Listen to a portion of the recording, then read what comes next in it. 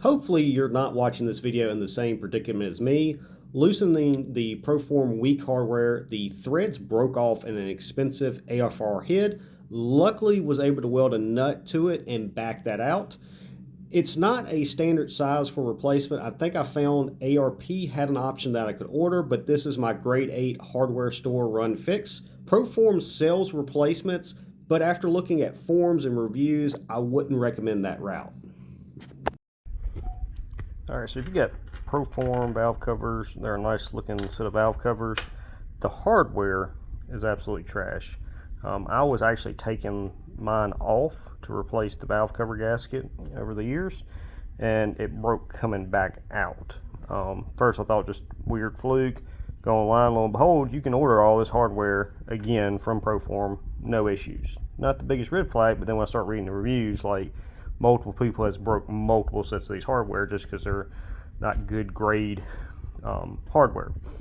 So this is the solution I come up with. You can buy a 4-inch, and it is a 1/4 by 20 as far as the size there. If you notice, that's slightly longer than the stock there. So what I did is I took 2 nuts and 2 washers there, 1/4-inch washers, and that created about the perfect spacing right there. And then I took and grind that off. The nice thing about the nuts being there is as I'm taking the nuts off, it kind of recreates your threads there to start for the next one, but I'm a lot less worried about putting that in. These are the washers that seem to be working perfect as far as in the little holes for the grommet. I do one little washer there. I'll show you what one of them. You can see one of them installed there. It's blue instead of silver because I got these Royal King, but I would definitely recommend going this route, spend a little bit more time than putting the Proform hardware back in there. Hope this helps somebody in the build. Have a good one.